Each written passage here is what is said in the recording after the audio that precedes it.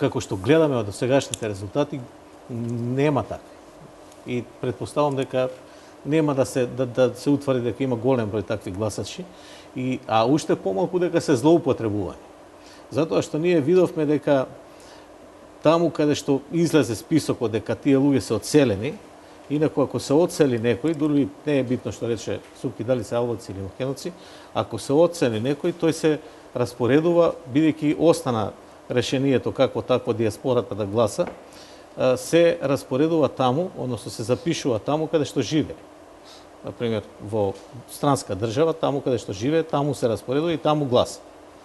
Значи, тоа се реални гласачи, не се непостоечи. Тие луѓе ќе гласаат.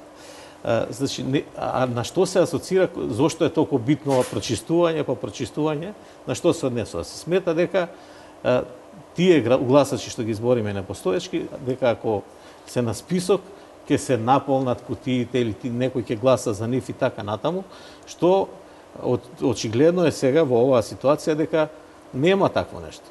И дадоа статистики на медиумите, од тоа што малку успеав да видам, бидејќи тоа беше денеска, ова што излезе со овие гласачи, дека во тие места, каде што се смета дека граѓаните се иселиле, нели, не знаеме кои се, што се ќе утврди дик тоа, не збориме сега ни колку се, ни кои се, од која националност и така натаму, таму процентот на гласање бил помал. Значи, ако дошло до такво злоупотреба, до таква некој да полни ова, процентот би бил поголем.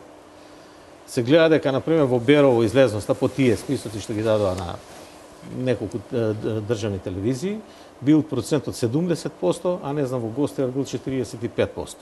И сега да не ги броја местата, не можам да се сетам на сите, значи дека таква злоупотреба нема. И тоа е многу важно за стекнување на довербата на граѓаните, дека нема да има и нема злоупотреби на изборите.